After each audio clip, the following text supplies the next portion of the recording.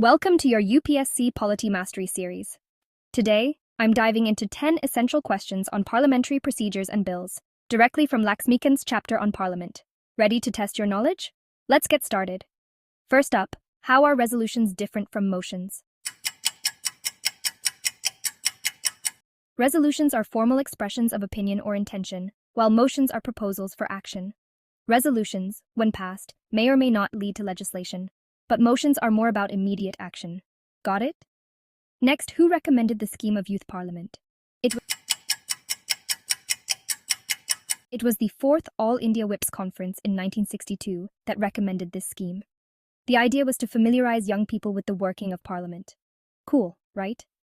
Question 3. Differentiate between private member bills and government bills. How much notice is required for both? Simple.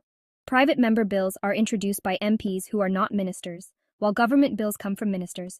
Private members need 1 month's notice, and government bills need 7 days. Easy to remember. Now, what are the 5 stages in the life of an ordinary bill? The stages are first reading, second reading, committee stage, report stage, and third reading. From introduction to presidential assent, these steps ensure thorough scrutiny. Next up, what constitutes the first reading of a bill? The first reading is the introduction stage, where the bill is presented and its title read out. No debate takes place at this point. It's just the formal introduction. Pretty straightforward. Moving on. Which articles govern money bills?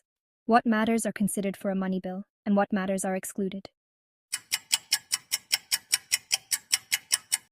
Articles 110 to 117 of the Constitution cover money bills.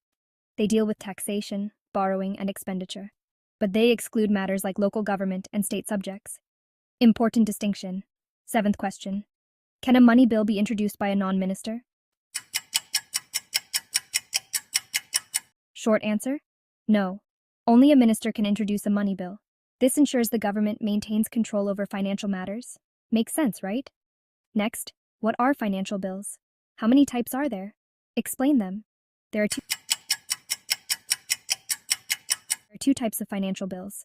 Financial Bill I and Financial Bill II. Financial Bill I deals with money matters alongside other subjects, while Financial Bill II includes provisions involving revenue but not classified as money bills. Clear enough? Penultimate question. When does a deadlock between the two houses arise? For which bills is a joint sitting not allowed? A deadlock happens when the two houses disagree. Joint sittings are not allowed for money bills and constitutional amendment bills. Interesting, isn't it? Finally, what happens to a bill once the president notifies their intention to summon a joint sitting? The bill is placed before both houses in a joint sitting to resolve the deadlock. If passed by a majority, it's sent for the president's assent. A crucial step in the legislative process. That wraps up our 10 key questions on parliamentary procedures. Keep these insights handy for your UPSC prep.